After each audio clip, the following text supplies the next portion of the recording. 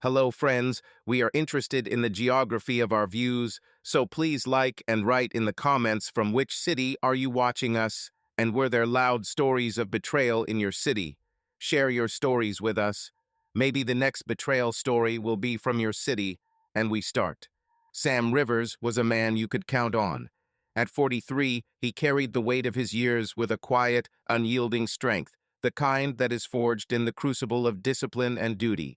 A former Marine, he served 2 tours in Iraq, saw things he didn't talk about, and came home to build a life that was stable, predictable, safe. He wasn't a hero, not in the sense that people throw around that word, but he was a rock. A person who always showed up, did the job, and didn't complain. Every morning at 5 o'clock sharp, his alarm clock would ring, and Sam would get up before the second ring. He brewed strong coffee in an old drip coffee maker that Carla had been asking for years to replace, put on his running shoes, and went for a 3-mile run through the quiet streets of their suburban neighborhood in Beaumont, Texas. The air was cool this time of year, with a strong hint of autumn, and Sam loved the way it burned his lungs.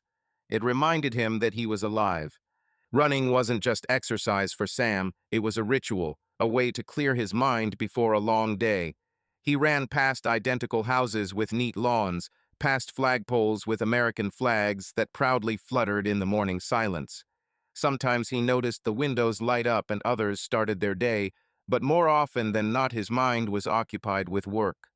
The steel mill needed attention, and Sam, as a shift supervisor, knew that the slightest mistake could cost a lot in time, money, or worse, someone's safety. He mentally went through his plan for the day, checking equipment, scheduling shifts, talking with an engineer about a new order. It kept him on his toes and gave him a sense of control. By 5:45, he'd be back, showered and checking the oil in his '28 Ford F-150, a ritual as sacred as coffee. The truck was scratched and dented, but it worked like a charm, and Sam trusted it like he trusted few things in life. He wasn't sentimental, but this truck was part of his world, part of what he had built.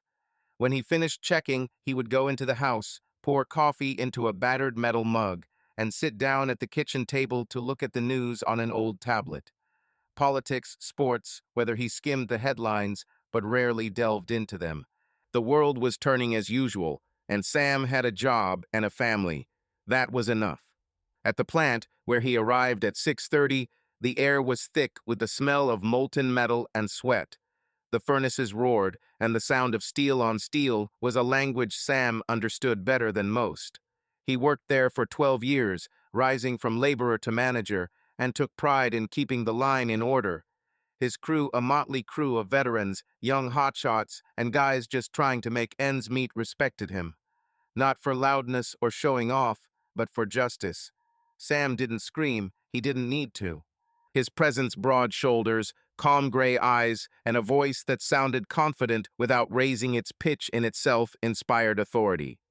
Rivers, one of the older ones, Pete, once said, "You're the only one here who doesn't pretend to be an actor." Sam only nodded, but the words sank into his soul. He didn't pursue fame. He provided. His shift began with a round.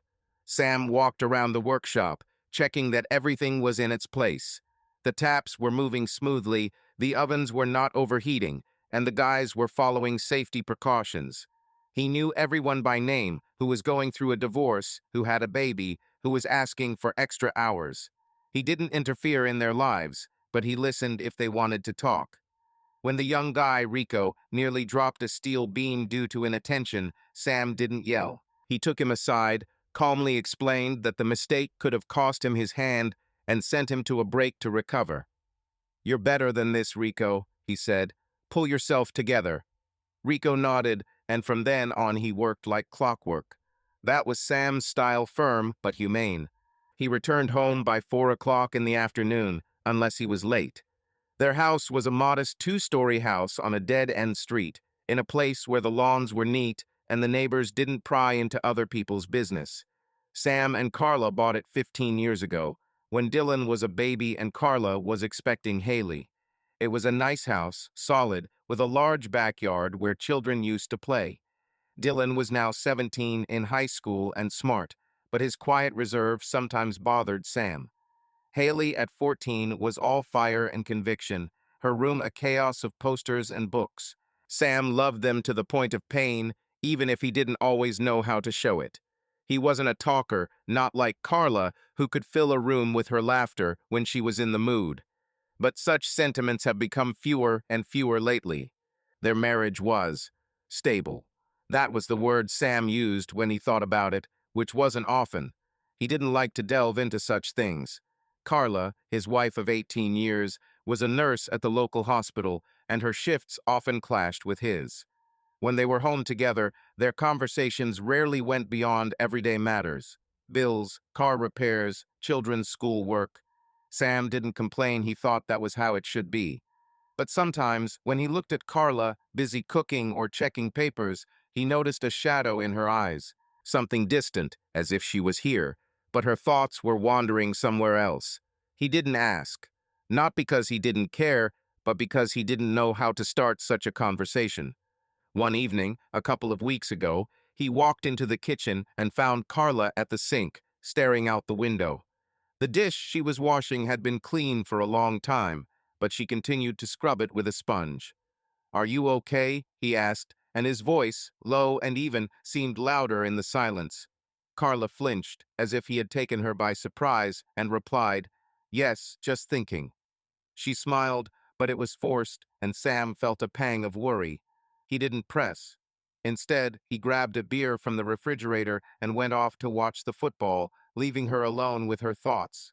Today, after returning from work, Sam noticed that Carla was not home yet. Her shift was supposed to end an hour ago, but she sometimes stayed late helping coworkers or finishing reports. He wasn't worried, but the absence of her car in the driveway left him feeling a little empty. Dylan was in his room, probably on his laptop, and Haley was talking on the phone in the living room, her voice full of teenage energy. "Dad, are you going to make your boring tacos again?" she shouted when she saw him enter the kitchen. Sam chuckled. "Boring. It's a classic, baby." Haley rolled her eyes, but the corners of her lips turned up. He started preparing dinner: minced meat, spices, chopping vegetables. This was his comfort zone, something simple and reliable. While the frying pan was sizzling, he heard the front door open. Carla walked in, her hair pulled back into a messy bun and dark circles visible under her eyes. She threw her bag on the chair and smiled tiredly. "Long day?" Sam asked without looking up from the stove. "As always," she replied, but there was something in her voice that made him look at her. She looked more than just tired, she looked distant, as if there was an invisible wall between them. "Have you eaten?" he asked, trying to fill the silence. Carla shook her head. "I'll grab something later. We'll have to check Haley's schedule for next week." She went into the living room, leaving Sam at the stove. He looked after her, feeling something squeezing in his chest. This was not the first time, but today the feeling was sharper.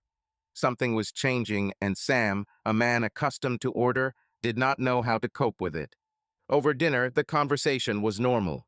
Haley was talking about a school project. Dylan was silent, his head buried in his plate, and Carla nodded absently, her thoughts clearly elsewhere. Sam watched his family, wondering when their house had become so quiet. Not in the sense of sound, but in the sense of heat. He wasn't sure he could fix it, but he knew he had to try. Later, when the kids had gone to their rooms and Carla was sitting at her laptop, Sam went out into the backyard with a bottle of beer. The sky was clear, filled with stars, and he looked at them, thinking how far they had come from the days when he and Carla could talk for hours. He was not a romantic, but he remembered how she laughed, how her eyes sparkled when they were young. Now she seemed different. Not older, not worse, just different.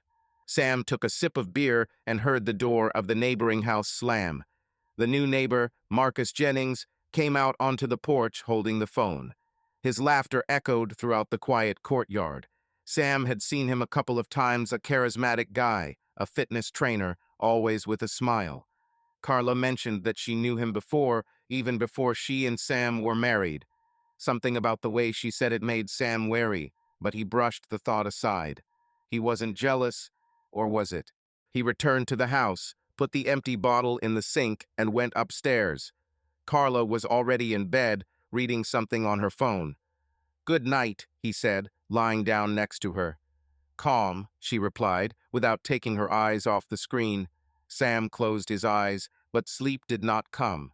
For the first time in a long time, he felt his rock begin to crumble. Saturday morning at the Rivers house started out slower than on weekdays, but for Sam that didn't mean he could afford to relax. By 6:30 he was back from his run, sweaty and alert, making coffee while the house was still asleep. Carla usually woke up later on the weekend, taking advantage of the rare opportunity to get some sleep after her night shifts at the hospital. The kids were, as always, in their own worlds. Dylan was probably playing video games with headphones on, and Haley was scrolling through her phone, wrapped up in a blanket on the couch. Sam didn't mind the silence. He appreciated these moments when he could just be without a factory, without schedules, without the need to be a rock. But today the silence was broken by a sound coming from a neighboring area. Loud laughter, rhythmic music, slamming doors. Sam looked out the kitchen window and saw Marcus Jennings, the new neighbor, tinkering in the yard. Marcus, at 38, was the picture of energy, tall, muscular, with a wide smile that never seemed to leave his face. He was dressed in a tight sports jersey and shorts, and even from a distance, it was clear that he was in excellent shape. Marcus shouted something to someone on the phone, his voice loud and confident, and then began to warm up right on the lawn, jumping jacks, push-ups, lunges. Sam watched him for a couple of seconds, then returned to his coffee. Fitness trainer, he thought. Of course he's one of those. Marcus moved into the house across the street 2 weeks ago, and since then his presence has been hard to ignore. He was not just a neighbor, he was noticeable. His black SUV with tinted windows, his habit of saying hello to everyone who passed by, his morning workouts in full view of the entire neighborhood. Sam didn't mind, but something about this guy made him wary. Maybe it was the way Carla mentioned that she knew Marcus before when she worked at a fitness club in Houston before she and Sam got married. She said it casually, but Sam saw her eyes light up for a second before she changed the subject. By 8 o'clock, Carla came down to the kitchen wearing leggings and a loose t-shirt. Her hair was pulled back into a high ponytail, and she looked fresher than usual in the morning. Sam, sitting at the table with a mug of coffee, looked up. "You're early today," he remarked, and his voice was even, without subtext. "I decided to take care of myself," Carla replied, pouring water into a bottle. She opened the refrigerator, took out the yogurt, and took a quick look out the window. Sam followed her gaze. Marcus was still in the yard, now doing stretches. Carla turned away, but Sam saw her lips twitch slightly into a smile. "Take care of yourself?" he asked, more out of habit than out of curiosity. "Yes," she said, putting the bottle on the table. "I want to get back to training. I put it off for too long. Marcus asked me to join his group. He has a CrossFit class right here in the area." Sam nodded, but something stirred inside. He wasn't a jealous person, at least, that's what he told himself, but the word Marcus sounded too easy from her lips. "CrossFit, right?" he said, taking a sip of coffee. "Is this where everyone jumps and carries tires?" Carla laughed, a sound so rare lately that Sam couldn't help but look at her more closely. "Something like that," she replied. "But it's more than just tires. It's about strength, I don't know about feeling alive." "You're already alive," Sam said, his voice softer than he expected. Carla looked at him, and for a second their eyes met. But then she looked away and the moment passed. "I'll go change," she said, and left the kitchen, leaving the yogurt untouched. By 9 o'clock, Carla was in Marcus's yard, along with a small group of neighbors, 2 middle-aged women, and a guy who looked like he'd just graduated from college. Sam watched from the living room window, not realizing that he had been standing for too long. Marcus was the center of attention, his voice booming as he explained the exercises. "Burpees, squats, deadlifts. We move until we feel like we're ready to give up, and then we do 5 more.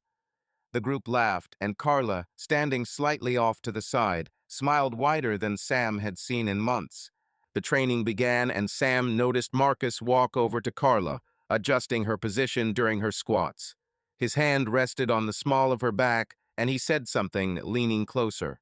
Carla nodded, laughing, her cheeks slightly flushed, either from the exercise or something else. Sam felt his fingers grip the windowsill. He was no fool. He knew what flirting was, even if it was veiled as coaching help.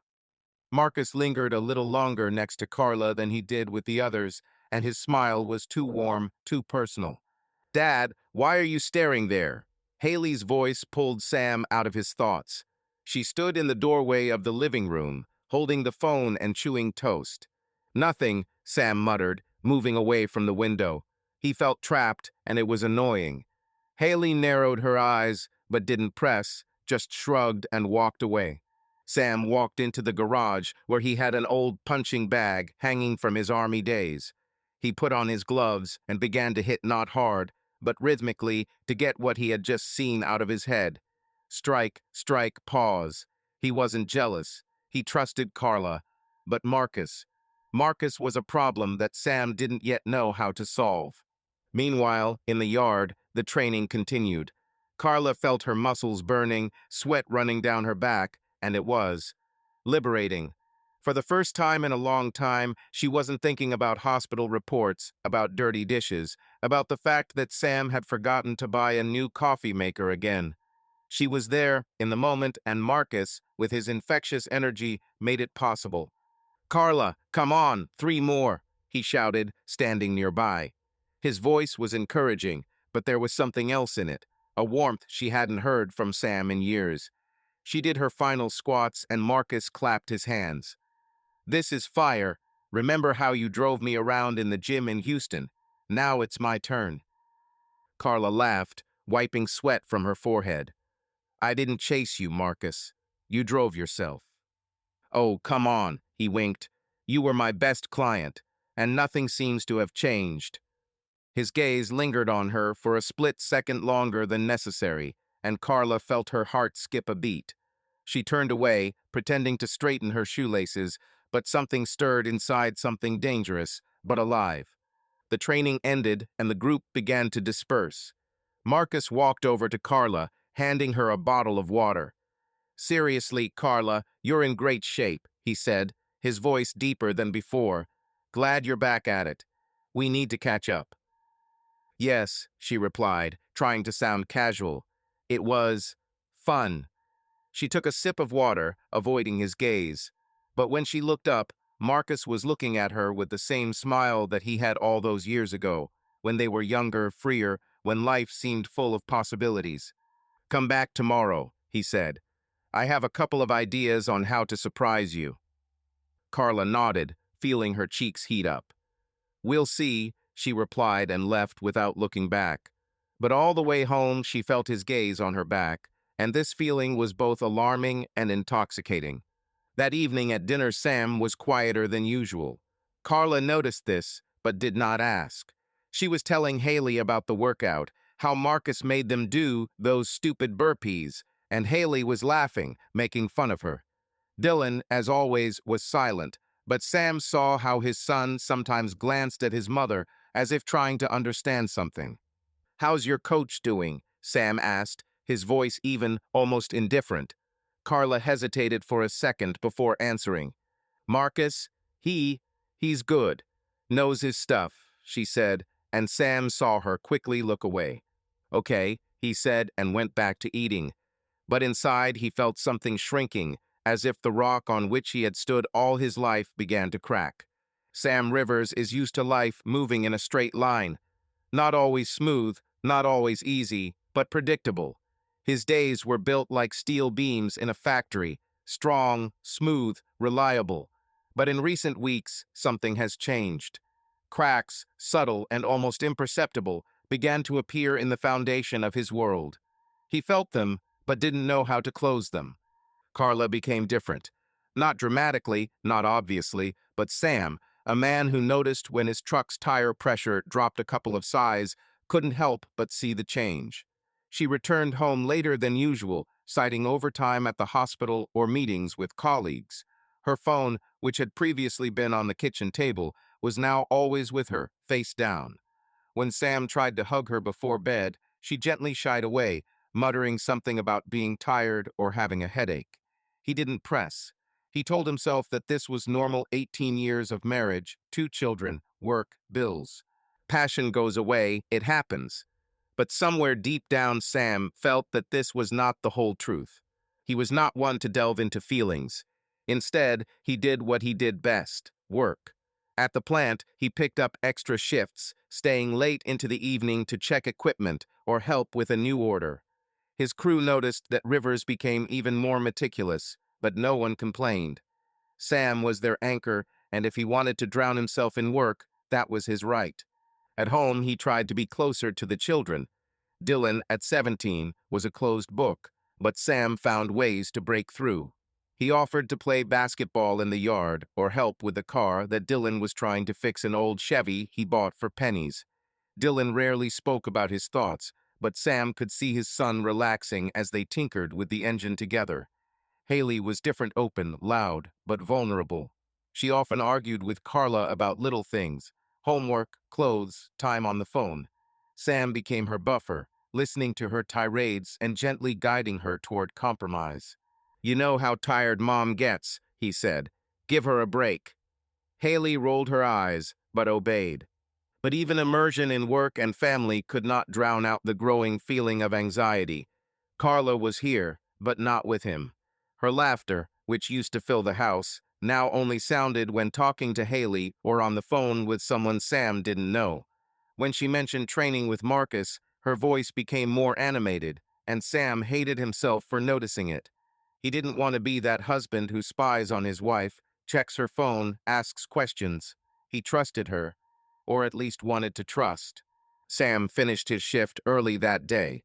One of the cranes broke down, and while the engineers were sorting it out, he was sent home. It was about 2 o'clock in the afternoon. The sun was blazing like midsummer, and Sam, sitting in his pickup truck, decided to stop by home rather than to the gym as he had planned.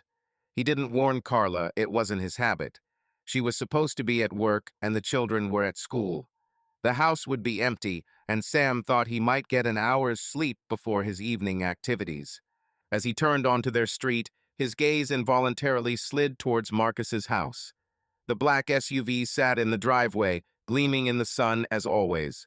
Sam parked at his house and got out of the car, but something made him freeze.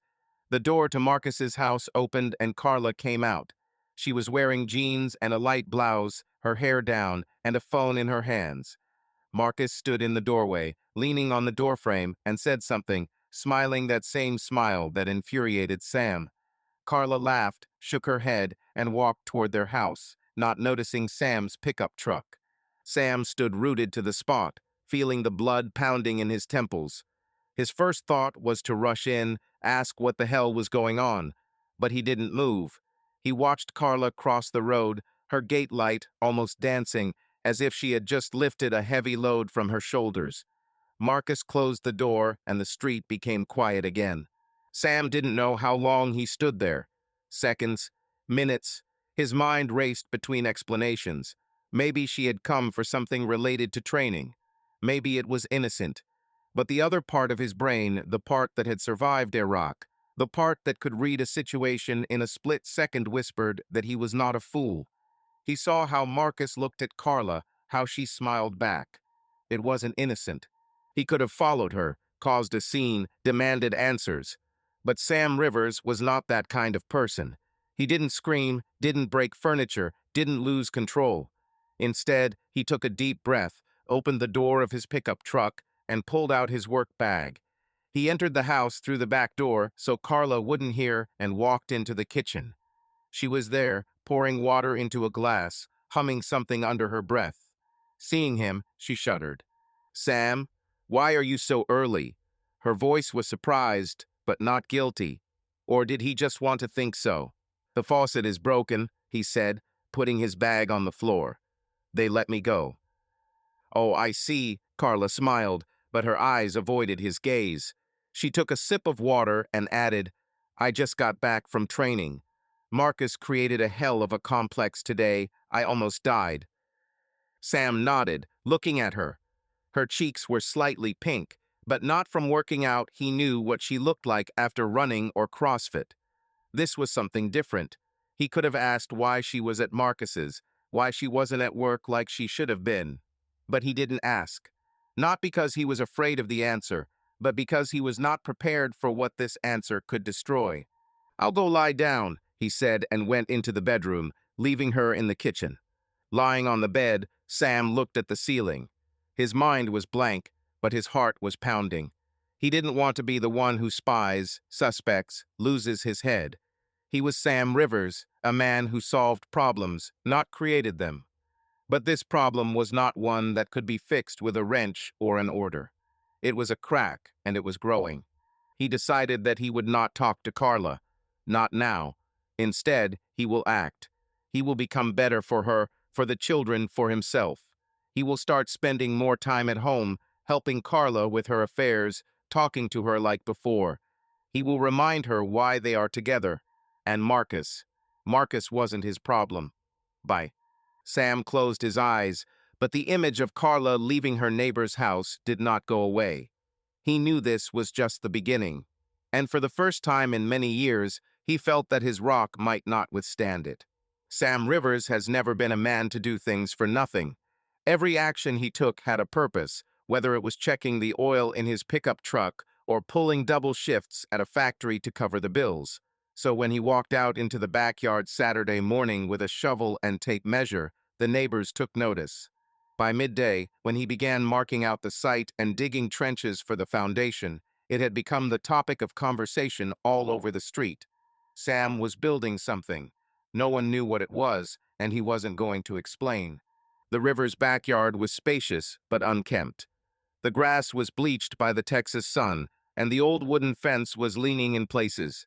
There used to be a children's slide there, but Dylan and Haley grew up long ago, and the slide was dismantled, leaving an empty space. Now Sam decided to fill it. He bought the materials last week, bags of cement, wooden beams, rebar, and stored them in the garage without saying a word to Carla or the children. When Haley asked why he needed so much construction waste, he just shrugged and replied, "You'll see." It was hard to dig. The ground was dry and hard as concrete, but Sam worked methodically, driving the shovel in with measured force. Sweat ran down his back, soaking his old t-shirt, but he didn't stop. This was not just a physical effort, it was a way to drown out the noise in my head. From the day he saw Carla leaving Marcus's house, Sam couldn't shake the feeling that his world was falling apart. He didn't talk to her about it, didn't ask her questions, but the silence between them became heavier. Carla continued to go to training, returned late, smiled, but her smiles were not for him. Sam didn't know how to fix it, but he knew he couldn't just stand there and watch. Building a house or a barn or a workshop, he had not yet decided what to call it, was his answer. Not with words, not with scenes, but with action. He was building something of his own, something that no one could take away from him. This was not revenge, not an attempt to attract attention. It was a way to remind himself of who he was. At lunchtime, Haley walked out onto the porch with a can of Coke, watching her father. "Dad, are you a builder now?" she shouted, squinting in the sun. Sam, ankle-deep in the trench, wiped his brow and looked at her. "Maybe," he replied, and the corner of his mouth twitched into a half-smile. "Is this a secret room for me, like in Hogwarts?" Haley was clearly enjoying the moment, teasing him. "Dream, baby," Sam said, and went back to work. Haley snorted, but remained sitting on the porch, scrolling through her phone and glancing at her father from time to time. She liked that he did something, even if she didn't understand why. Dylan appeared later, silent as always. He didn't ask, but simply took the second shovel and began to help, digging next to Sam. They worked in silence. Only the sound of shovels and occasional instructions from Sam broke the silence. "Deeper here," he said, and Dylan nodded without looking up. Sam was grateful to his son for this. Dylan didn't ask questions, didn't pry into his soul, but his presence was like an anchor, reminding Sam that he had a family for which it was worth holding himself together. Carla arrived home around 3. Her car pulled into the driveway. She walked out holding her duffel bag and stopped when she saw Sam and Dylan in the yard. Her eyebrows raised, but she didn't come over right away. Instead, she walked into the house and Sam heard the back door slam. A few minutes later, she came out onto the porch with a bottle of water, dressed in a t-shirt and shorts. "What kind of project is this?" she asked, and there was curiosity in her voice mixed with something else, irritation. Sam wasn't sure. "House," he answered without looking at her. He drove a shovel into the ground and pulled out a lump of earth, throwing it to the side. "House?" Carla asked, crossing her arms. "For what?" Sam shrugged. "I just wanted to." Carla fell silent, and Sam felt her looking at him. He knew she was waiting for an explanation, but he wasn't about to give one. It was his, and only his. She stood there for another minute, then went into the house, and Sam heard her start preparing dinner. The smell of fried onions wafted through the yard, but he didn't stop. He dug until the sun began to set, and only when his back began to ache and his hands were covered with calluses did he stick the shovel into the ground and go into the house. That evening at dinner, there was little conversation. Haley was talking about the school drama, Dylan was silent, and Carla was nodding absently, but her mind was clearly elsewhere. Sam ate in silence, watching his family. He noticed Carla glance out the window to where Marcus's house stood across the street. It was a fleeting glance, but Sam felt his jaw tense. He didn't say anything, but the decision he had made since the day he saw her at Marcus's was strengthened. He won't ask, won't blame.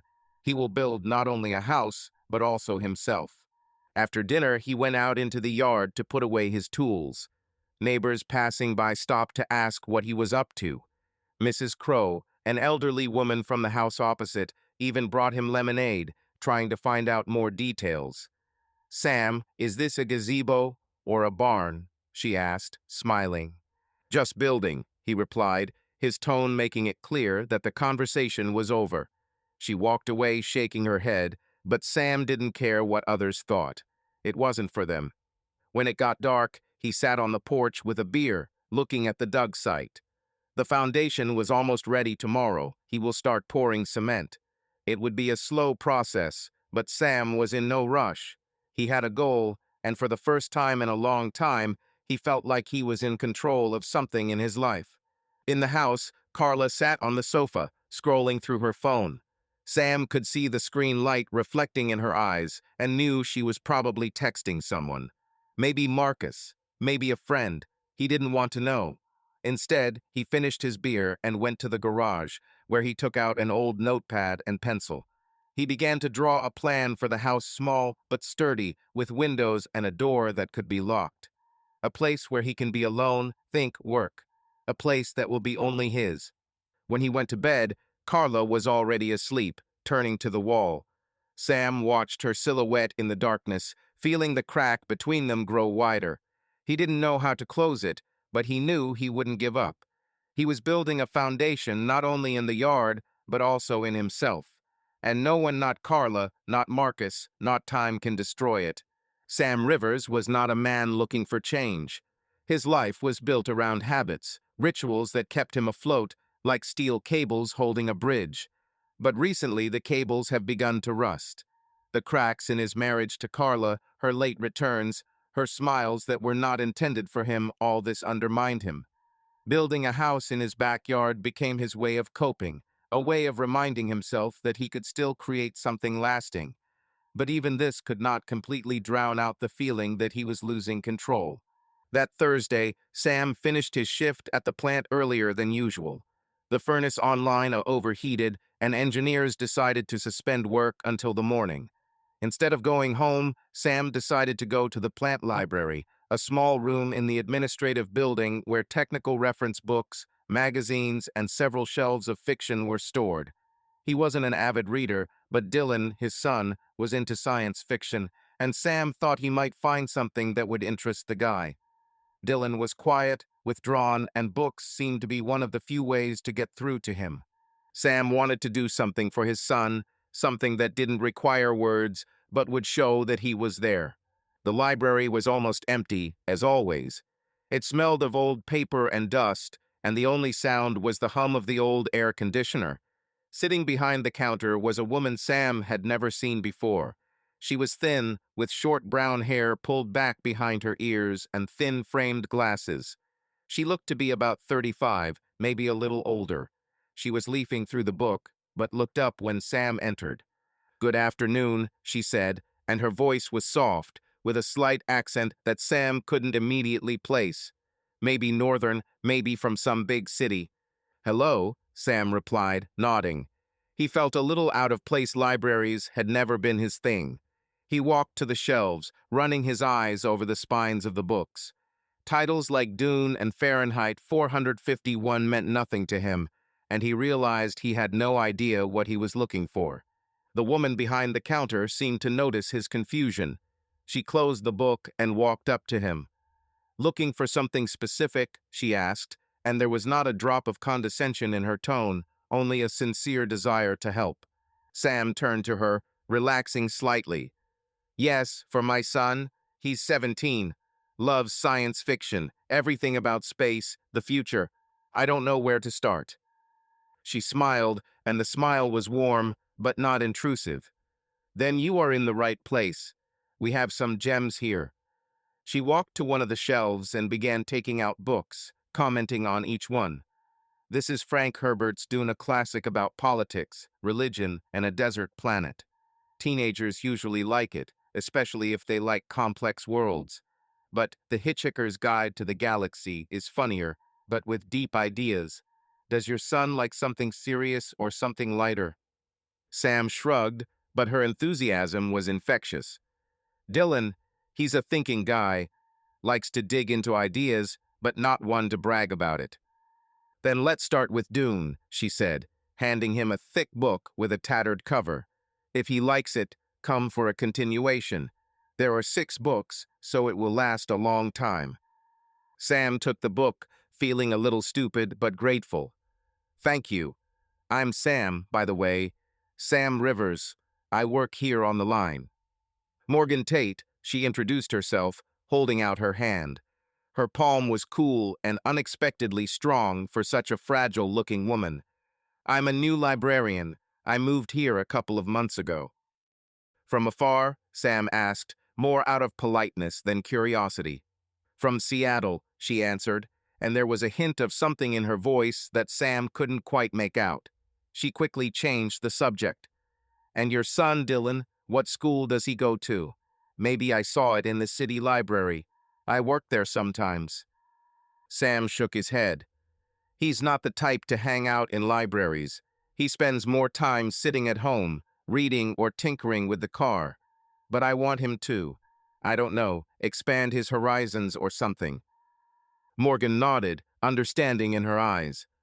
"Books are a good way. They provide a place where you can be yourself while still learning something new. At his age, I lived only in books." Sam looked at her more closely. She spoke simply, without pathos, but there was a depth in her words that made him linger. "What were you reading at 17?" he asked, surprised at his own question. Morgan laughed, and it was quiet, almost shy. "Oh, all sorts of things. A lot of science fiction, Heinlein, Le Guin. But most of all, I loved stories about people searching for meaning. Siddhartha by Hermann Hesse, for example. I read it 10 times until I realized that looking for meaning is the meaning." Sam didn't know who Hesse was, but her words touched something in him. He nodded, feeling that the conversation was getting too personal, but not wanting to interrupt it. "Sounds like something Dylan would love.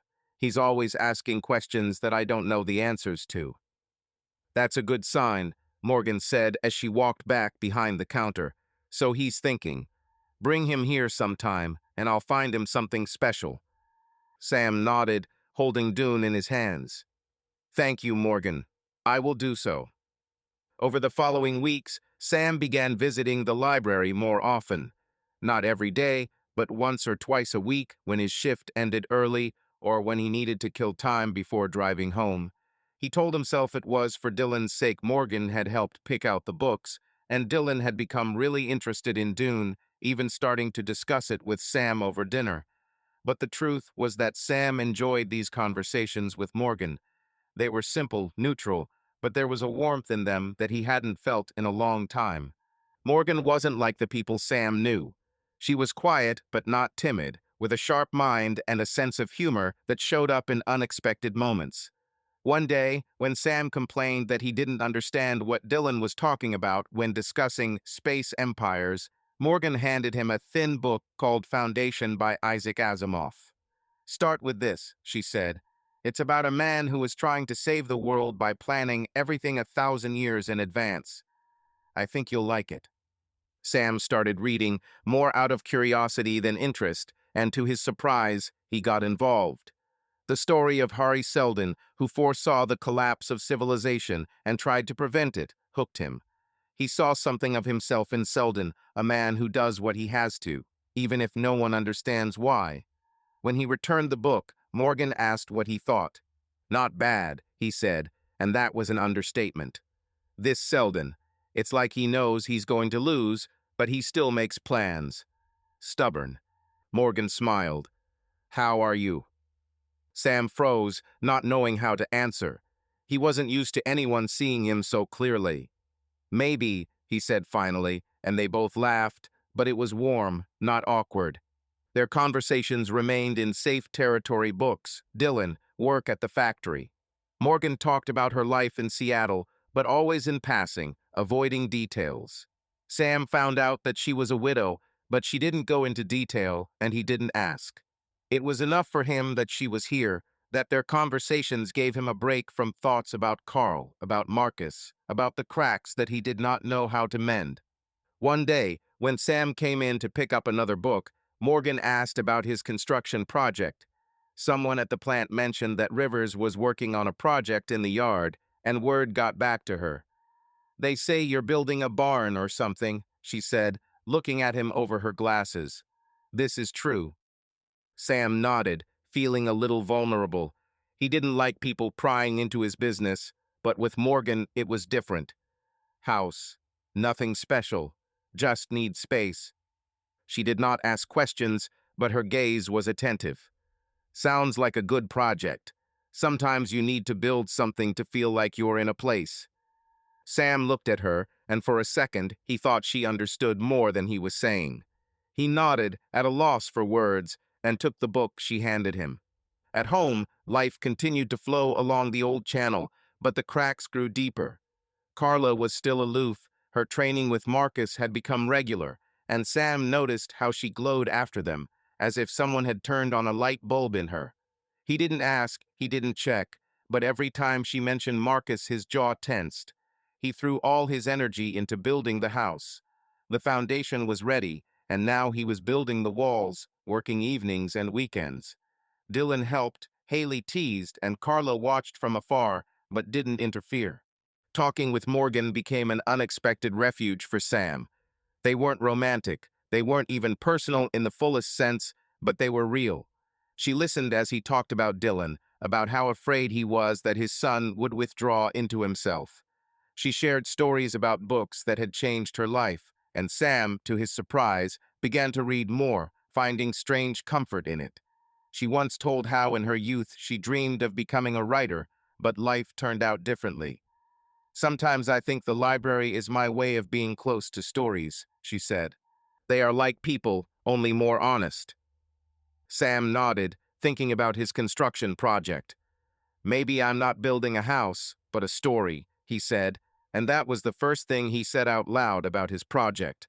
Morgan looked at him with a smile, and at that moment he felt that someone saw him, not Rivers from the plant, not Carla's husband, not Dylan and Haley's father, but just Sam. As he walked out of the library, clutching Ender's Game that Morgan had chosen for Dylan, he realized that for the first time in a long time he didn't feel alone. It was a dangerous feeling, but he did not push it away. He just walked to his truck, thinking that maybe his foundation was not just concrete and wood, but these quiet moments that he began to collect like stones for a new wall. Carla Rivers has always been the woman in control. At the hospital where she worked as a nurse, she was respected for her calm demeanor. She could calm a panicking patient, make a quick decision in a critical situation, and still remember to smile to diffuse the situation. At home, she was the one who kept track of the kids' schedules, paid the bills, and reminded Sam to fix the leaky faucet. She was the backbone of the family, and she loved it. But somewhere deep down, behind this mask of confidence, Carla felt that she was losing herself. And this feeling, smoldering for years, flared up when Marcus Jennings returned to her life. It all started 6 months ago, in April, when Carla accidentally ran into Marcus in a supermarket. She was choosing apples, absent-mindedly fingering them, when she heard a familiar voice behind her. Carla Rivers? Can't be. She turned around and saw him, Marcus, just as she remembered him, only with a little more gray at the temples and an even more confident smile. He was her personal trainer 10 years ago when she was working at a fitness club in Houston, trying to get in shape after Dylan was born. Then Marcus was young, ambitious, full of energy, and Carla, without noticing it, enjoyed his attention. There was nothing serious. She was married, she loved Sam, and Marcus was just a part of her life that remained in the past. But now, standing in the aisle between the shelves, she felt something in her tremble. "Marcus, what are you doing here?" she asked, straightening her hair, suddenly realizing that she looked tired after her shift. "Moved here a couple of weeks ago," he replied, smiling as if they had met yesterday. "I'm opening my own CrossFit studio. And you? Still in Beaumont?" They started talking, and Carla felt the tension she had been carrying for months begin to dissolve. Marcus was the same easygoing, charming, with that spark that made people gravitate towards him. He talked about how he traveled around the country working as a coach, how he got tired of big cities and decided to settle in Texas. Carla, without expecting it, began to share about work, about children, about how she sometimes feels stuck. She didn't mention Sam, and Marcus didn't ask. As they said goodbye, he handed her a business card.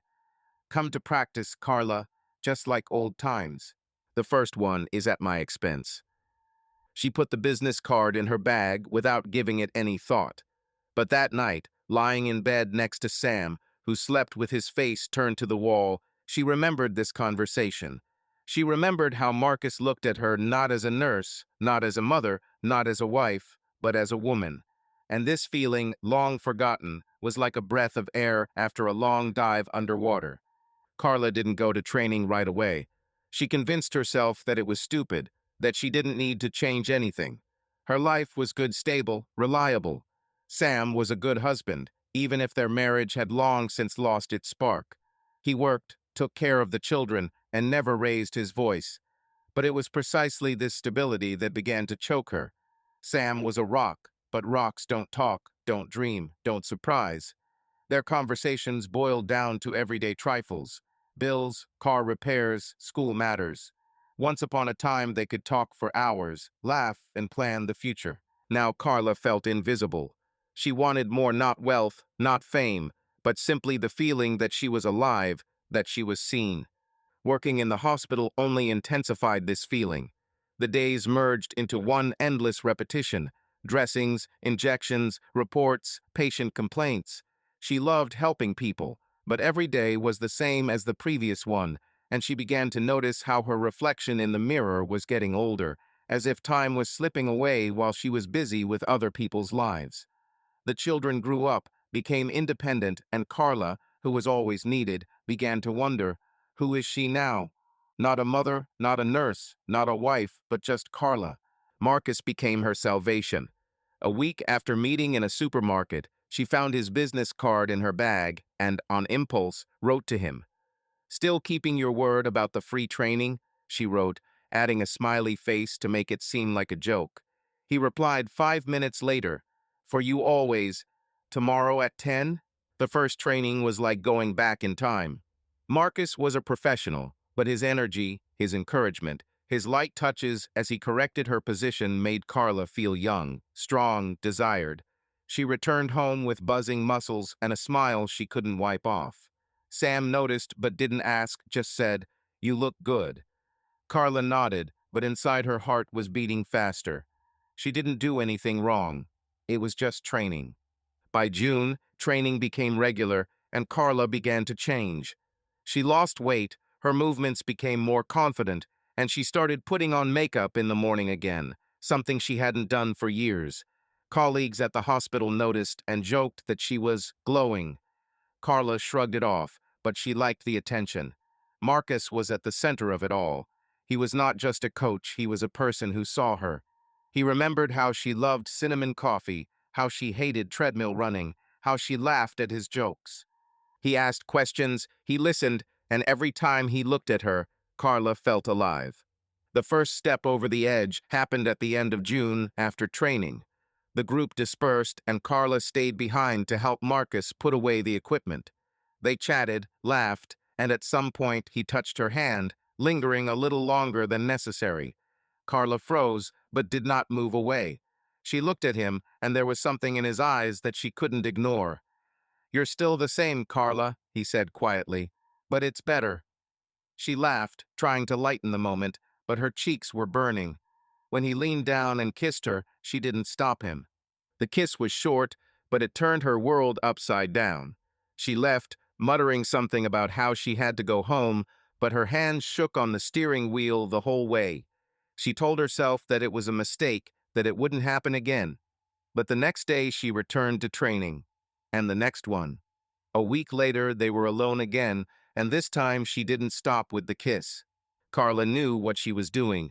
She was not a naive girl who loses her head from compliments.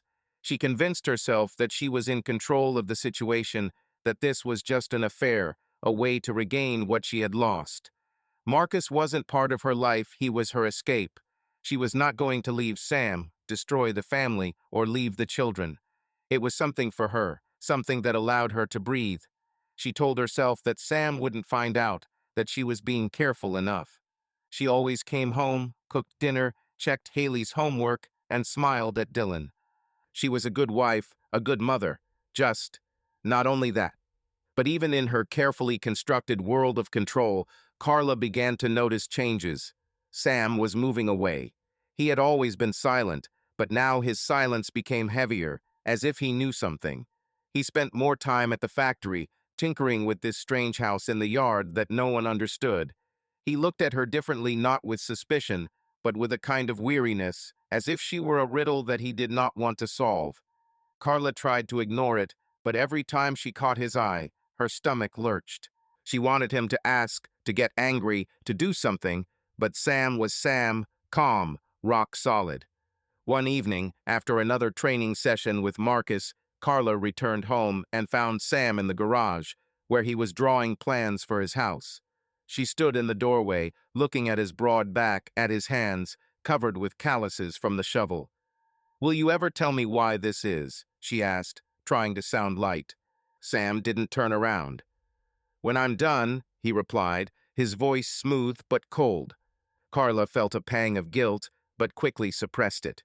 She didn't do anything to destroy their family. She just lived. But when she got into bed that night, she couldn't sleep. She thought about Marcus, about his arms, about his words that made her feel wanted. And she thought about Sam, about his silence, about his house, which he was building, as if he wanted to get away from her without leaving the house. She turned to Sam, who was sleeping, and for the first time in months, she wanted to touch him. But she didn't. Instead, she picked up her phone and texted Marcus. "Tomorrow at 7, he replied almost immediately. "Always ready for you." Carla smiled in the darkness, but the smile was bitter. She was in control of the situation. But why then did it seem to her that everything was falling apart? Carla continued to date Marcus, but her confidence began to crack. She noticed how Haley began to argue with her more often, as if sensing that something was wrong. Dylan, always quiet, looked at her with some kind of sadness, and Carla hated herself for it. She wanted to be the old Carla, the one in control, but every day it became more difficult. Marcus was her salvation, but he was also her poison. She couldn't stop, but she knew that if Sam found out, he wouldn't forgive. Not because he was cruel, but because he was Sam, a man who does not tolerate betrayal. She convinced herself that this was temporary, that she would find a way to get back to her life, to Sam, to her children. But every time she saw Sam digging in the yard, how he retreated into himself, she felt like she was losing him. And the worst thing was that she wasn't sure if she wanted to keep him. Sam Rivers has always believed that his role in children's lives is to be a support, to provide, to protect, to guide. He wasn't the kind of dad who threw big parties or took the whole family to Disneyland. His love was expressed in actions, in bills paid, in Dylan's car being fixed, in the way he got up at 5 in the morning to earn money for their future. But in recent months, as the cracks in his marriage to Carla deepened, Sam realized it wasn't enough. Dylan and Haley needed him not only as a rock, but as a father figure who was there for them, and he decided it was time to fix it. Dylan, at 17, was the star of his high school football team, not because he was the fastest or strongest, but because he was smart on the field. He read the game, predicted his opponent's moves. Sam was always proud of this, but rarely went to games, citing work. Now that he felt he was losing touch with his family, he began showing up for training. At first, I just watched from the stands, sitting in my old baseball cap with a bottle of water in my hand. But soon the team coach, an elderly man named Bill Walker, noticed him and offered to help. "Rivers, you're a former Marine," Bill said, patting him on the shoulder. "You understand discipline. Would you like to be my assistant? We need someone who won't let these idiots relax." Sam hesitated. His days were already packed the factory, building a house in the yard, trying to control himself when Carla returned from her next class with Marcus. But he looked at Dylan, who was running across the field, and nodded. "Okay, I'm in." Working out became a new ritual for Sam. 3 times a week, he came to the school field, put on a whistle, and helped Bill race the team. He was not a gentle trainer. His voice, low and authoritative, made even the laziest guys move faster. But he was fair, and the players respected that. Sam taught them not only how to throw and block, but also what it meant to be a team. "If you only cover yourself, you will lose," he said. "Think about the guy next to you. He is your brother in this field." Dylan, initially embarrassed by his father's presence, began to relax. Sam saw his son try harder when he was around, as if he wanted to prove himself worthy. After one of the practices, when the team was practicing tackles, Dylan walked up to Sam, wiping the sweat from his face. "You're really good at this, Dad," he said, and it was the first thing he'd said to his dad outside the house in a long time. Sam just nodded, but he felt a warmth inside that he hadn't felt in months. "You too, son," he replied, and Dylan smiled, a rare, genuine smile that reminded Sam why he was still hanging in there. Haley also started coming to practice, although she wasn't particularly interested in football. She sat in the stands with her phone, but Sam noticed how she sometimes looked up, watching him and Dylan.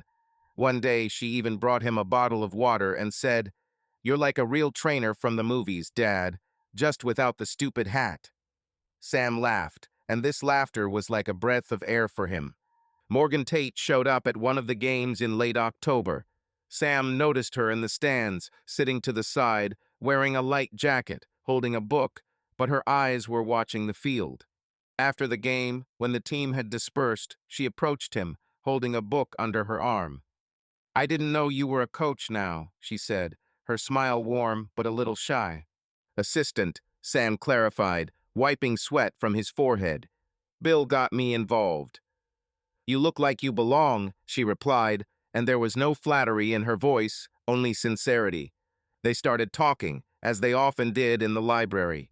Morgan said she sometimes comes to school games because she works at the city library on weekends and knows many of the kids on the team. "They're good guys," she said, "and Dylan is a star. I saw him make that pass in the 3rd period." Sam nodded, feeling proud but not wanting to brag. "He's great. Stubborn, but great." Morgan laughed. "Like a father." Sam looked at her, and their eyes met for a second. He noticed her cheeks turn slightly pink and quickly looked away, feeling awkward. This was not what he was looking for, not what he wanted. But Morgan was different. Her presence was calm, as if she did not demand anything, but gave a lot. Their conversations in the library about books, about Dylan, about life had become a refuge for Sam, and now, seeing her here on the field, he realized that this feeling was beginning to go beyond friendship. Morgan began coming to games regularly. She didn't advertise it. She always sat on the sidelines, sometimes reading, sometimes watching. After the game, she and Sam exchanged a few words, nothing personal, just light conversations about the team, about the weather, about the new book she recommended to him. But every time Sam noticed how her presence made him feel lighter. She was not like Carla, whose energy had once filled the room, but now seemed directed elsewhere. Morgan was quieter, deeper, and there was always something in her words that made Sam think. One day after the game, when the rain was lightly drizzling, Morgan stayed to help Sam gather his equipment. They worked in silence until she said, "You know, Sam, you're a good father. Dylan and Haley are lucky." Sam froze, holding the bag of balls. He was not used to such words. "I'm trying," he replied, his voice quieter than usual. "It shows," Morgan said, looking at him. "Not all fathers come to training, carry cones, shout on the field. You do more than you think." Sam looked at her, and at that moment the rain picked up, falling on her hair and glasses. She laughed, trying to wipe away the drops, and Sam, without thinking, handed her his jacket. "Put it on, you'll get wet," he said. Morgan took the jacket, but her fingers touched his arm, and that moment was like a spark. They both froze, and Sam felt his heart beat faster. He didn't want it, didn't look for it, but the attraction was real, not bright, like a fire, but quiet, like a smoldering coal. He retreated, muttering something about finishing up with the inventory, and Morgan nodded without insisting. At home, Sam tried not to think about Morgan, but it was difficult. Carla was still the same, distant, immersed in her training with Marcus and her secrets that he did not want to unravel. He saw her smiling, looking at her phone, leaving the house with an ease that was not there when she was with him. He didn't ask, he didn't accuse, but every time she mentioned Marcus, his fists clenched. He put all his energy into the children and on the field. Training with Dylan, teasing Haley, yelling at the players, it was his way of keeping himself in check. But Morgan was like a reminder that he was still a person, and not just a father, a husband, a hard worker. Their friendship remained cautious, but Sam couldn't deny that he was waiting for her in the stands, that her smile made him feel alive. He had no intention of acting he was married, and even if Carla betrayed him, he did not want to become the same. But the attraction was there, and it grew with every conversation, with every look.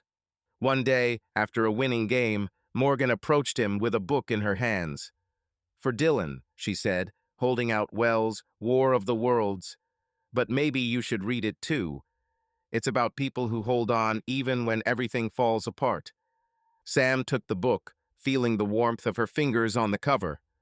"Thank you, Morgan," he said, his voice softer than he intended. She nodded, smiled, and walked away, leaving him on the field with a book and a feeling he couldn't name, but which was dangerously close to hope. Haley Rivers has always been the spark in the family, sassy, loud, with a razor-sharp tongue. At 14, she knew how to laugh off any problem, be it school drama or her mother's lectures. But that evening, when she returned home earlier than usual, her world cracked and no one noticed. Haley wasn't prepared for what she saw, and she certainly didn't know how to live with it. She was supposed to be at the school orchestra rehearsal, but the teacher got sick and everyone was sent away. Haley, happy to have an extra hour of freedom, decided to stop by the house to grab a bite to eat and maybe convince Dylan to play basketball with her. She entered through the back door, humming to herself the song that was playing on the radio. The house was quiet, which was strange. Carla was usually home at this time, preparing dinner or sorting out papers.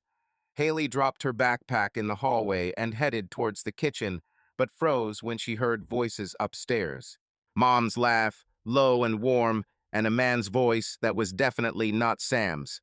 Haley frowned. Her first thought was that maybe a colleague from work had stopped by to see Carla, but something in the tone of the voice's playful, intimate made her heart beat faster. She knew she shouldn't, but curiosity got the better of her. She quietly walked up the stairs, trying not to step on the creaking steps. The door to her parents' bedroom was slightly open, and Haley looked inside. Her world stopped. Carla lay in bed, half hidden by a sheet, her hair disheveled, and next to her was Marcus Jennings, their neighbor and CrossFit trainer. His hand was on Carla's waist, and he was whispering something to her, which made her laugh again. Haley felt her throat constrict, as if someone had squeezed all the air out of her. She couldn't move, couldn't make a sound. She just stood there, looking at her mother, the woman who taught her to be honest, who always seemed so right in the arms of another man. Marcus turned his head, and Haley instinctively backed away, pressing herself against the wall. She waited for them to notice her, for the door to open, for her mother to start explaining, but nothing happened. The laughter continued, and Haley, feeling tears burning her eyes, silently went downstairs. She grabbed her backpack and ran out of the house without looking back. She didn't know where she was going, but it was unbearable to stay there. Haley wandered around the area until she ended up at the city library. She didn't plan to go there, but her feet themselves led her to a familiar building. The library was where she sometimes did her homework when she didn't want to be at home. Morgan Tate, the librarian, was always kind to her, not intrusive, but attentive. Haley walked in, hoping she could hide among the shelves until she figured out what to do. Morgan was behind the counter, sorting books. She looked up and immediately noticed that something was wrong with Haley. The girl, usually full of energy, looked like a shadow of herself, pale, red-eyed, clutching the straps of her backpack as if it were a lifeline. "Haley, everything is fine?" Morgan asked, putting her books down. Her voice was soft, but there was genuine concern in it. Haley nodded, but her lips were trembling. "Just tired," she muttered, avoiding Morgan's gaze. She walked to the far table and looked at her phone, but her fingers did not move on the screen. She just sat there, staring into space. Morgan didn't come over right away. She knew that teenagers didn't like to be pushed around, but her gut told her that Haley needed help. Half an hour later, when the library was almost empty, she brought Haley a glass of water and sat down next to her. "If you want to talk, I'm here," she said simply. Haley looked at her, and for a second Morgan thought the girl would cry. But instead, Haley just nodded and said, "Thank you." She didn't say what she saw, but Morgan didn't need an explanation. She'd been working in Beaumont for months and had heard whispers about Carl, about Marcus, about how often they were seen together. She didn't gossip, but she wasn't blind. And now, looking at Haley, she realized that the girl was faced with a truth that she should not have known. The next day, Morgan decided to talk to Sam. She didn't want to pry into someone else's life, but Haley was a child and Sam was a person she respected. Their friendship, which began in the library and continued on the football field, was something valuable to Morgan, even if she tried not to think that she felt more than just sympathy for him. But it wasn't about her. It was about Haley, about Sam, about the family that she now knew was falling apart. Sam was at the plant finishing his shift when Morgan called him. She rarely called, and Sam felt a pang of worry when he saw her name on the screen. "Morgan, did something happen?" he asked, leaving the noisy workshop. "Can we meet?" Her voice was calm but serious. "This is important." They agreed to meet in a small cafe not far from the plant. Sam arrived first, ordered coffee, and sat looking out the window until Morgan entered. She looked collected, but her eyes were worried. She sat down opposite, and after a short exchange of pleasantries, she got down to business. "Sam, I don't know how to say this," she began, fiddling with the edge of the napkin. "Yesterday, Haley came to the library. She was not okay. She didn't say what happened, but I think she saw something related to Carla." Sam frowned, feeling his stomach tighten. "What do you mean?" Morgan took a deep breath. "Sam, I don't want to be the one to say this, but people talk, for a long time now, about Carl and Marcus Jennings. They are seen together, not only in training. I don't gossip, but these are not just rumors, and I think Haley might have learned something." Sam froze. He looked at Morgan, but his mind was elsewhere. He knew. Deep down, he'd known for months, ever since the day he saw Carla leaving Marcus's house, with her easy walk and smile that wasn't for him. He denied it, pushed it away, built a house in the yard so as not to think, but the truth was in front of him, and now it hit him like a hammer. "Haley, did she say something?" he asked, his voice hoarse. "No," Morgan replied, but she looked crushed. "Sam, I don't know what to do, but I couldn't remain silent. She's a child, and she's in pain." Sam nodded, looking into his mug. He felt anger and pain fighting inside him, but he suppressed them. He couldn't afford to break, not now. Not for myself, but for Haley. For Dylan's sake. He looked up at Morgan, and her gaze full of sympathy, but not pity, was like an anchor. "Thank you for telling me," he said, his words heavy but sincere. Morgan nodded. "If there's anything I can do to help, for Haley, for Dylan, for you, just tell me." Sam looked at her, and for a second he wanted to tell her everything about his fears, about his anger, about how he felt like he was drowning. But he couldn't. Not because he didn't trust her, but because he didn't know how to be so vulnerable. Instead, he said, "I'll figure it out."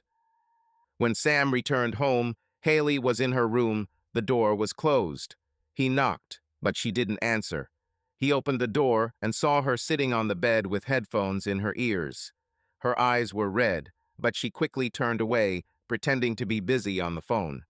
"Haley," Sam said, sitting on the edge of the bed. "Talk to me." She shook her head, not looking at him. "It's okay, Dad." But Sam knew that wasn't the case. He didn't press, didn't ask. Instead, he put his hand on her shoulder and said, "I'm here, baby. Always." Haley nodded but didn't answer, and Sam walked out, feeling his heart clench. Carla was in the kitchen preparing dinner. She smiled at him as if nothing had changed, but Sam could see her clearly now. The masks were dropped, and he knew he couldn't pretend anymore. He said nothing, but his resolve was strengthened. He would protect his children, even if it meant he had to destroy everything he had built with Carla. And somewhere deep down, he knew that Morgan would be there not as a replacement, not as a salvation, but as a person who sees the real him. Sam Rivers has never been a man to run from problems. He met them face to face in the war, at the factory, in life. But the truth he learned from Morgan, the truth that Haley carried within herself like poison, was not the kind that could be met with fists or orders. It was a truth that required a choice, and Sam made his. He didn't make a scene or demand an explanation from Carla. Instead, he finished his house in the backyard, small, sturdy, with windows facing the sunset and a door that could be locked. And one November evening, when the air became cold and the stars were bright, he moved there. The house was modest.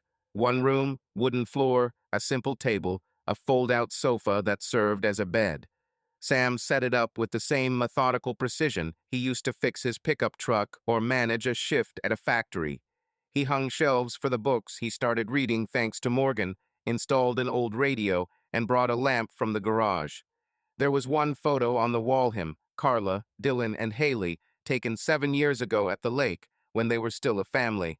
Sam didn't know why he left it, but he couldn't bring himself to put it away. The move was not loud. He didn't announce it, didn't pack his bags with drama. He just took his things one evening, a pair of jeans, some t-shirts, a toothbrush, and told Carla, "I'll sleep in the workshop." Her eyes widened, but she didn't ask why. Maybe because she knew. Maybe because she didn't want to hear the answer. She just nodded and said, "As you wish, Sam." And that was all. The children reacted differently. Dylan, as always, was silent, but Sam could see his son looking at the house as he helped clean up the yard. Haley was different. She was angry. "What, are you going to live separately from us now?" she said, crossing her arms as Sam carried a box of tools. He looked at her, feeling her pain echo within him. "I'm not going anywhere, baby," he said softly. I need space." Haley snorted, but her eyes were wet. She went to her room, slamming the door, and Sam didn't stop her. He knew that she was suffering. He knew that she had seen Carla with Marcus, and this knowledge tore his heart. But he couldn't talk to her about it, not until he figured out what to do next. The workshop became more than just a place for Sam to sleep. It was his refuge, a symbolic break with the past, with the marriage that he had tried to save, but which, as he now realized, was doomed. He spent his evenings there, listening to the radio, reading, or just sitting in silence, looking at the stars through the window.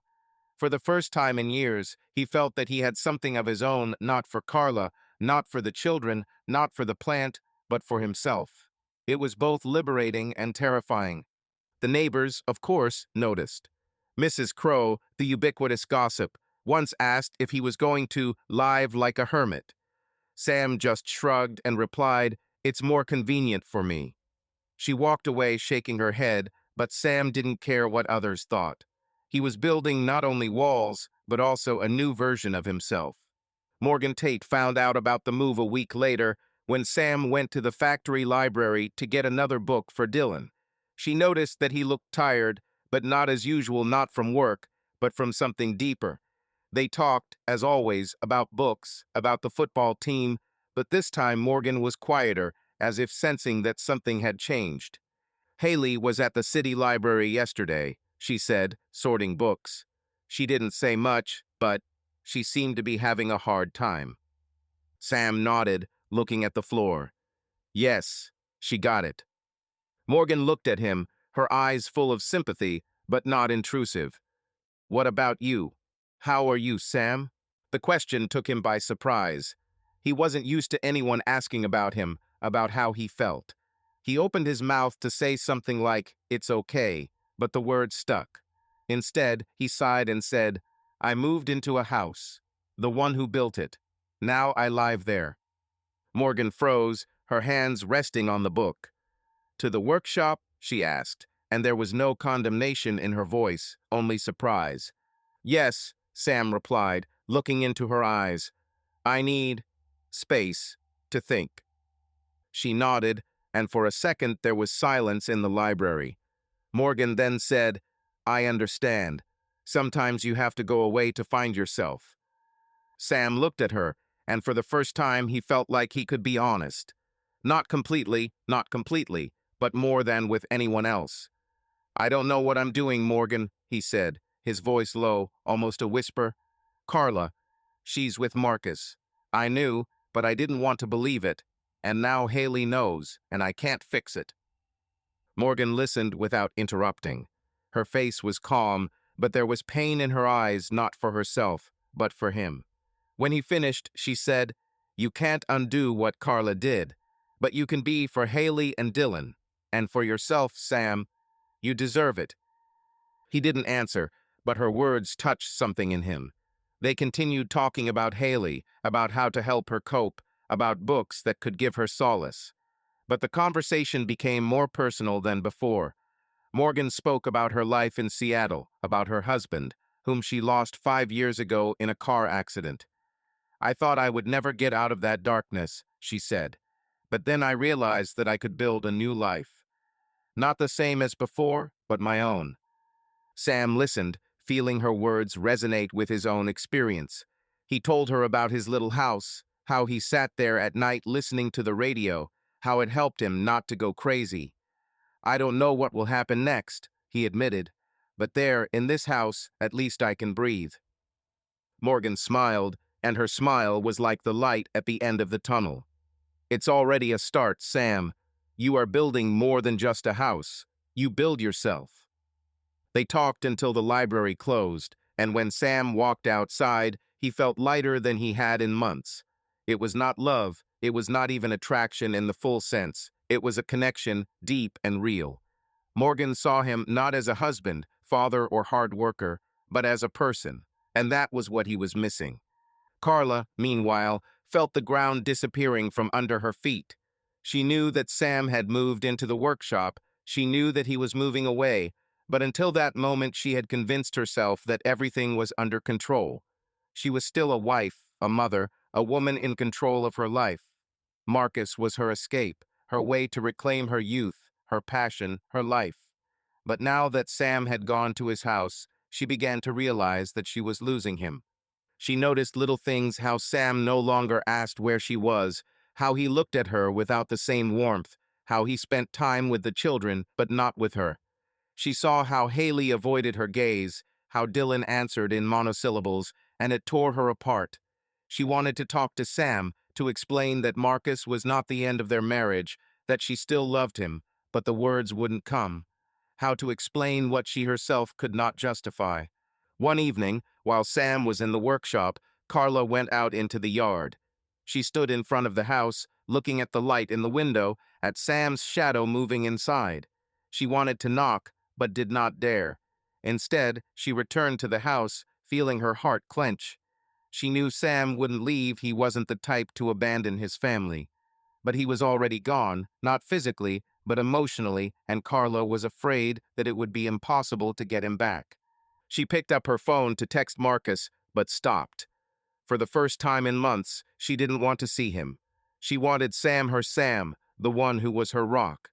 But the rock now stood alone, in the house in the backyard, and Carla did not know how to get to it. Carla Rivers has always considered herself a woman in control. Even in the most difficult moments, long shifts at the hospital, fights with Haley, silent tension with Sam, she found a way to maintain balance. But now, standing in front of the bathroom mirror, looking at her reflection, she did not recognize herself. The eyes that once sparkled were dull, and the smile she was proud of seemed alien. Her affair with Marcus, which began as an escape, as a way to feel alive, became a poison that poisoned everything she loved, and Carla realized that she could no longer live with this. The decision to end the relationship with Marcus did not come suddenly. It simmered for weeks, with every glance Haley gave, with every silent retreat of Sam into his backyard house, with every moment she felt her family slipping away. She wanted them back, Sam, the children, herself, and the first step was to end Marcus. She met him at his CrossFit studio after another workout. The group had already dispersed, and they were left alone, removing the bars and mats. Marcus, as always, was full of energy, joked, winked, but Carla did not answer. She waited for him to finish speaking and finally said, "Marcus, we need to stop." He froze, holding the weight in his hands. "Stay?" he asked, and his smile was slightly forced. "What do you mean?" "This," Carla waved her hand around the air between them. This was a mistake. I can't take it anymore." Marcus set the weight down on the floor, his face becoming more serious. "Carla, come on. We're having a good time. No one was hurt." "I got hurt," she said, her voice shaking. "My family, my children, Sam. I can't live like this." He stepped towards her, trying to touch her hand, but she retreated. "Are you sure?" he asked, and there was something in his voice that made Carla feel weak, but she nodded. "Sure, this is the end." Marcus looked at her for a few seconds, then shrugged. "As you say, but you know where to find me if you change your mind." His tone was light, but Carla could see the disappointment in his eyes. She turned and walked away, feeling both relieved and empty. She took the first step, but knew that bringing her family back would be much more difficult. Carla started small. She stopped staying late at work, cooked Sam's favorite dishes, meatloaf, mashed potatoes, and tried to start a conversation over dinner.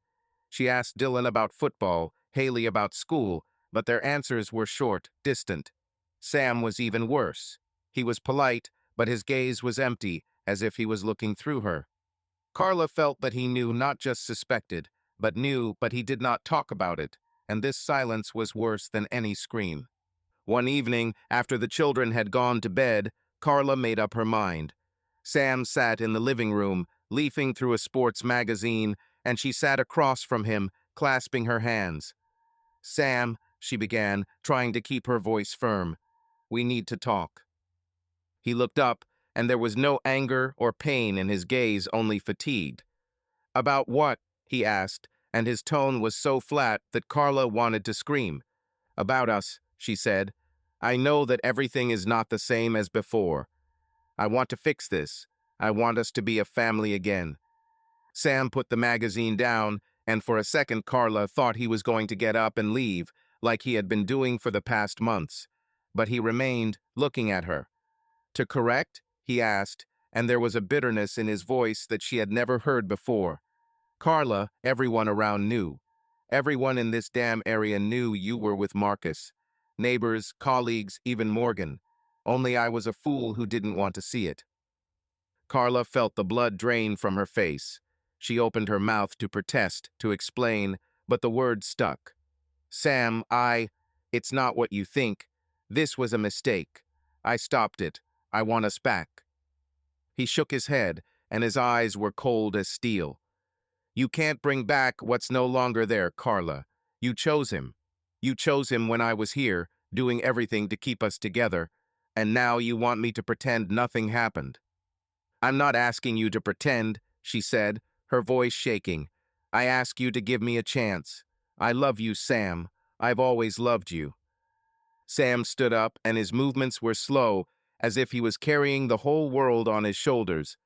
"Maybe she did, but this is not enough." He went into his house, leaving Carla in the living room, where the silence was louder than any scream. The children, especially Haley, became a wall between Carla and Sam. Haley, who saw her mother with Marcus, did not hide her anger. She no longer argued with Carla about small things, she simply ignored her. When Carla tried to talk to her about school or friends, Haley answered in monosyllables or went into her room altogether. One day, when Carla asked her to help with dinner, Haley looked at her and said, "Why? You still do what you want." Her words were like a slap in the face, and Carla couldn't find what to answer. Dylan was quieter, but his support for Sam was obvious. He spent more time with his father in training, in the garage, helping with the house. When Carla tried to join in, he nodded politely but did not engage her. She felt like a guest in her own home, a stranger in the family she once held together. Haley openly sided with Sam. She began spending evenings in his studio, bringing her textbooks there or simply chatting with him. Carla once overheard their conversation, Haley laughing about school gossip and Sam making fun of her, and their lightness broke Carla's heart. She wanted to be a part of it, but every time she tried to get closer, Haley closed herself off and Sam looked at her with the same indifference that she now hated. Carla felt the isolation as physical pain. She continued to work, smiling at patients, but at home she was alone. Her colleagues, who had once joked about her glow, were now whispering behind her back. Neighbors who knew about Marcus looked at her with pity or condemnation. Even Mrs. Crow, always ready to chat, now limited herself to a short hello. Carla knew that rumors had spread, and this made her loneliness even more acute. She tried to establish contact with the children. She talked to Dylan about football, trying to show interest, but he answered evasively, and Carla saw that he was protecting his father. Haley was worse. One day, Carla came into her room to talk and said, "Haley, I know you're angry, but I'm trying to make things right. I'm your mother." Haley looked at her, and her eyes were filled with tears. "You are not a mother," she said quietly. "You ruined everything. Dad didn't deserve this."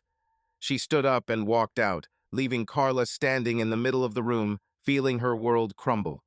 Carla didn't give up, but every refusal from Sam, every cold glance from Haley, every silent nod from Dylan undermined her. She began to realize that the love she had taken for granted would not return so easily.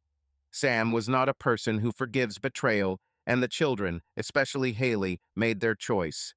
Carla sat in the empty living room, looking at the family photos on the wall, and cried for the first time in years, not from anger, not from fear, but from the knowledge that she had lost more than she wanted to admit. She knew she had to keep trying, but it was getting harder every day. Her family was nearby, just steps away, but Carla had never felt so alone. And somewhere in the depths of her soul, she understood that Sam, living in his house, was building not only walls, but also a new life without her. The winter in Beaumont was mild, but December brought a cold that chilled to the bone. Sam Rivers felt this cold not only on his skin, but also inside in his heart, which for months had been struggling with the pain of betrayal and hope for something new. His backyard house became more than a refuge. It was a symbol of his determination to move forward, even if he did not know where the path led. But in recent weeks, thanks to Morgan Tate, he has begun to see glimmers of light at the end of the tunnel. Morgan was an unexpected anchor for Sam.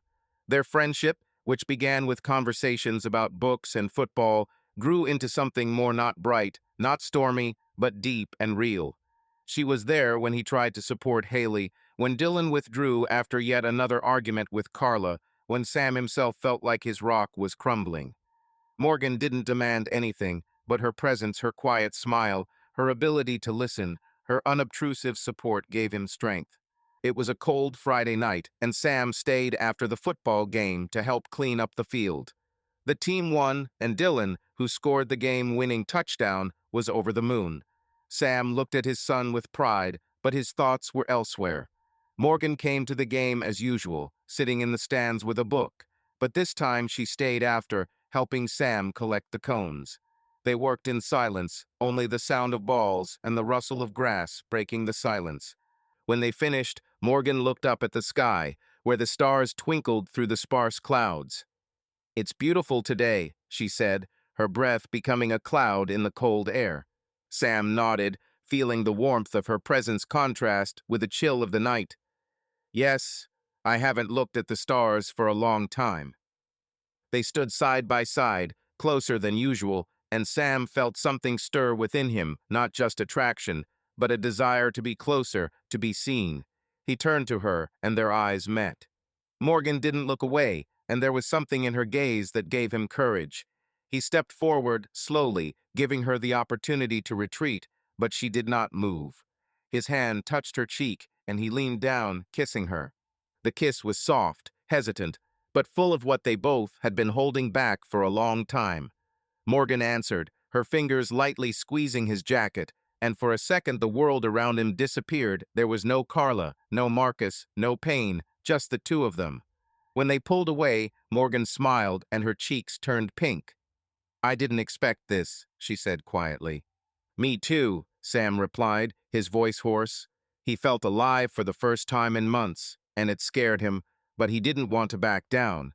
It was a step towards a new life, and he knew that he wanted to move on with Morgan, with the children, with himself. Meanwhile, Carla Rivers stood at the edge of a chasm of her own making. Her decision to break up with Marcus was painful, but she hoped it would give her a chance to get her family back. She gave everything she had to being a wife and mother, but every day she faced Sam's coldness, Haley's anger, and Dylan's silent distance. She felt like a ghost in her own home, and this feeling became unbearable when she found out that Marcus had already found someone else. The rumor reached her through a colleague at the hospital who, unaware of her affair, casually mentioned that she had seen Marcus in a cafe with a young woman, clearly more than just a friend.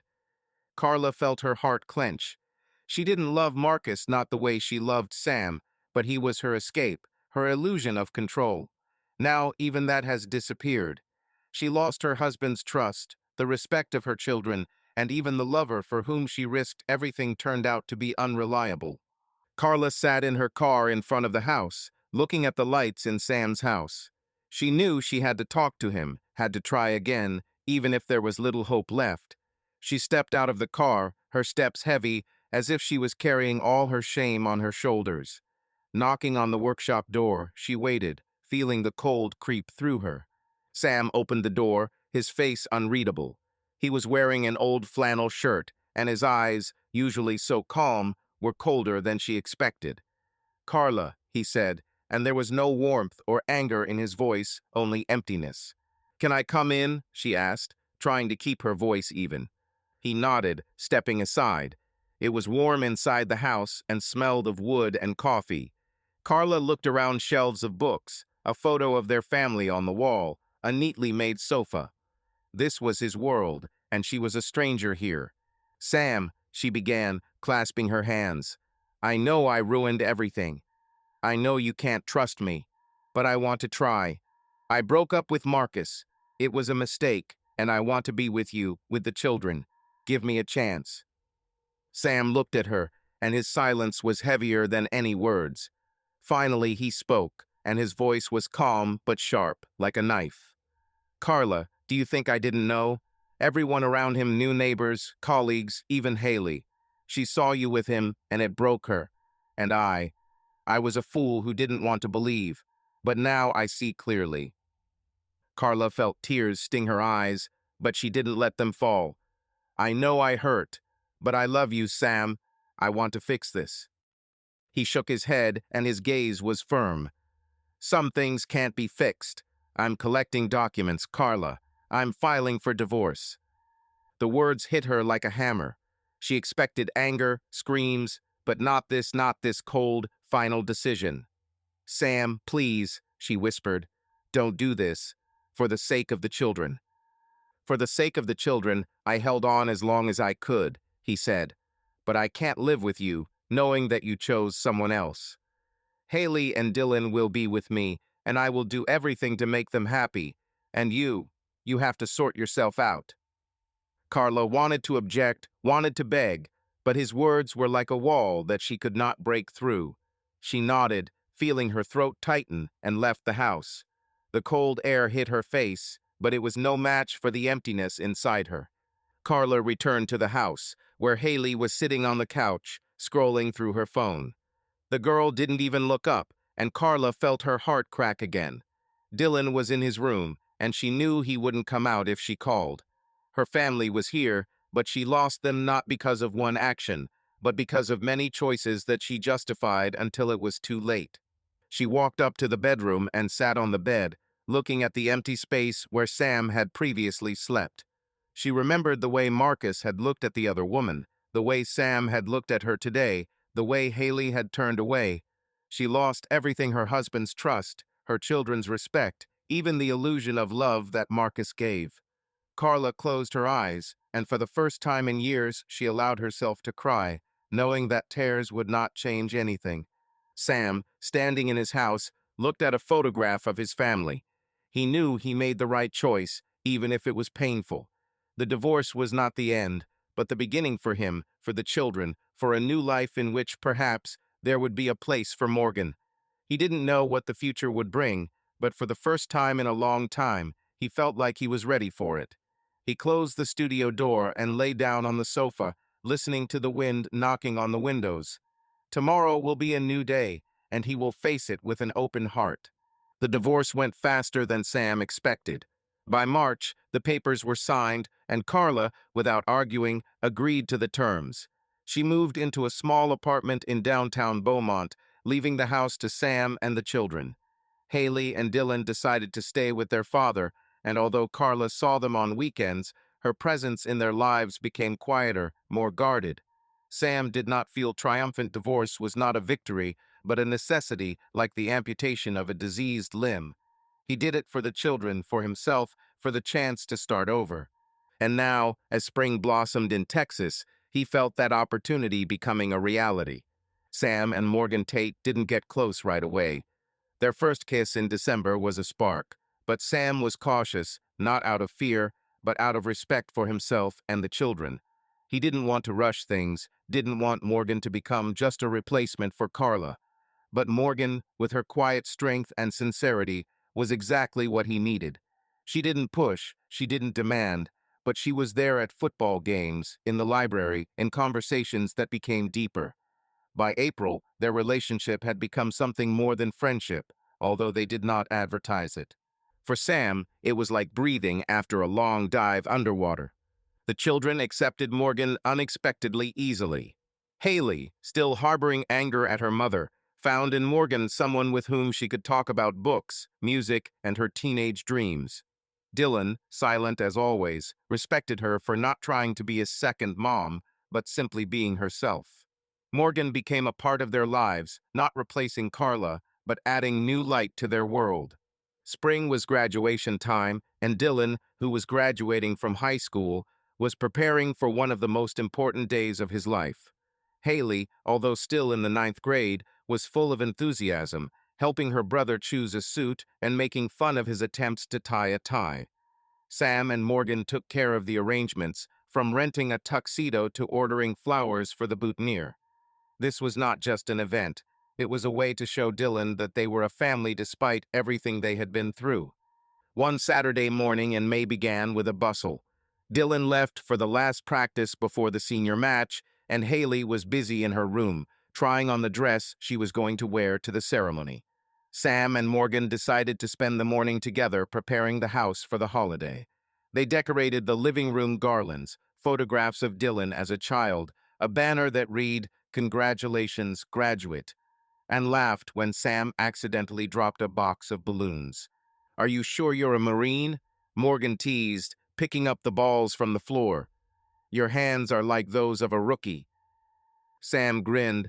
his eyes sparkling. "Tell that to my sergeant. He wouldn't agree with you." They finished decorating by noon and Morgan suggested they drink coffee on the porch of the new house. Sam expanded the workshop by adding a small porch with a wooden table and 2 chairs.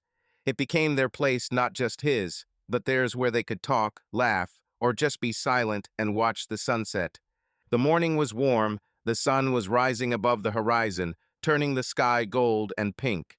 Sam walked out onto the porch with 2 mugs of coffee, placed one in front of Morgan, and sat down next to her.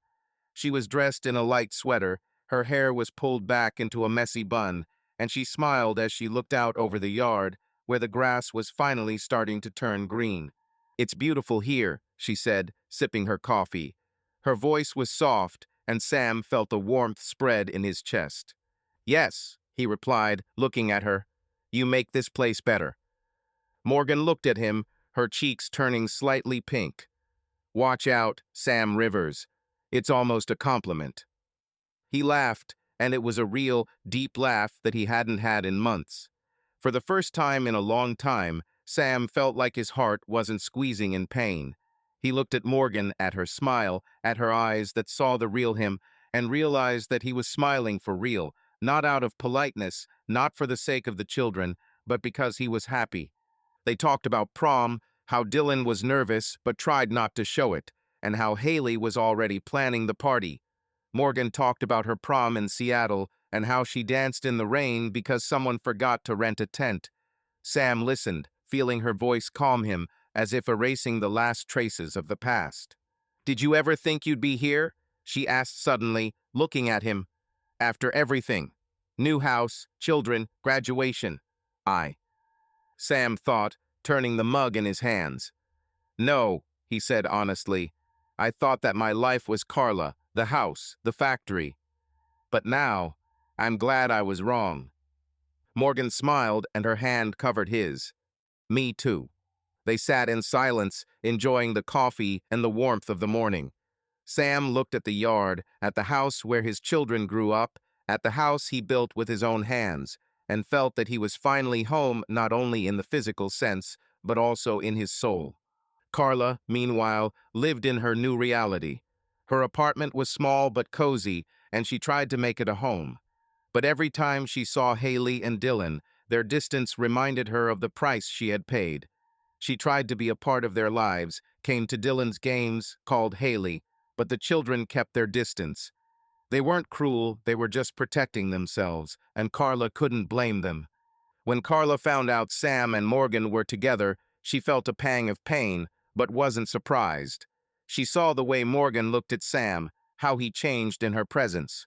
Carla knew she didn't lose him because of Morgan, but because of her own choices. But that didn't make the pain any less. She continued to work and smile at her patients, but loneliness became her constant companion. Carla knew she had to move on, but she couldn't yet. She had lost too much, and recovery required time that she didn't seem to have. Dylan's graduation was a day filled with emotion. Sam, Morgan, Haley, and several family friends gathered in the school hall where Dylan, wearing a black robe, received his diploma. Haley clapped loudest, and Sam, sitting next to Morgan, felt his throat clench with pride. After the ceremony, they had a party at the house, and the laughter of children, music, and the smell of barbecue filled the air. Sam stood by the grill, watching Dylan and his friends play in the yard, watching Haley drag Morgan to dance to an old rock song. He saw his children smile, how they grew despite everything they had been through. He saw Morgan become a part of their world without asking for anything in return, and he saw himself a man who went through hell but came out on the other side. Later, when the guests had left and the children had gone to bed, Sam walked out onto the porch with Morgan. They stood looking at the stars, and he took her hand. "Thank you," he said simply. "For what?" she asked, smiling. "For being here." She squeezed his hand, and they stood in silence, feeling that words were not needed. Sam looked at the sky, and a thought sounded in his head, clear and solid as steel. "I survived. Now I live." Subscribe to our channel so that your love doesn't cheat on you, and go ahead and listen to the next story, because this story is nothing compared to the next one. If you're under 18, don't even think click to the next one.